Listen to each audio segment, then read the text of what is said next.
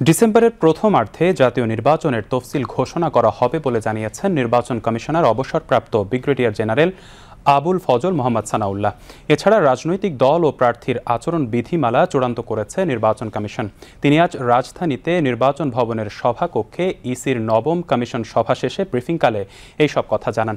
তিনি বলেন, নির্বাচনে গণমাধ্যম থেকে শুরু করে কেউই ড্রোন ব্যবহার করতে পারবে না। তিনি আরও বলেন, সিসি ক্যামেরা ব্যবহার নিয়ে কমিশন আগ্রহী হলেও এখনও সিদ্ধান্ত হয়নি। প্রবাসীদের পোস্টাল ব্যালট ভোট নিতে ভোটের অন্তত ৩ সপ্তাহ আগে কার্যক্রম শুরু হবে বলেও জানান তিনি।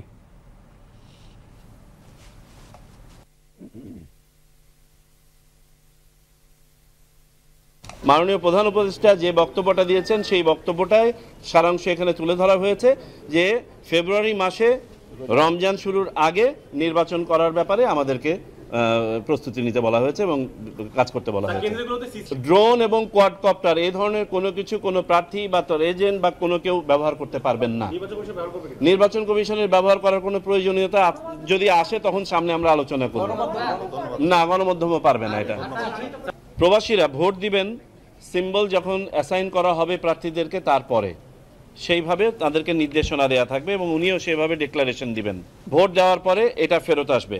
ঢাকাতে সময় সংক্ষিপ্ত করার জন্য একজন করে অ্যাসিস্ট্যান্ট রিটার্নিং অফিসার প্রত্যেক কনস্টিটিউয়েন্সির এখানে এসে পোস্ট অফিসের সাথে নির্বাচন কমিশনের সাথে একসাথে হয়ে এই হস্তান্তর প্রক্রিয়াটা অর্থাৎ ব্যালট পেপারটা পোস্ট অফিসের কাছে হস্তান্তর করা এবং বাকিটা পার্সোনালাইজেশন করা, অর্থাৎ খামের মধ্যে ভোটারের ঠিকানা লেখা, কোড দেওয়া, ব্যালটকে আপনার প্রবেশ করানো, প্রেরণ, এই কাজগুলো সম্পন্ন করবেন।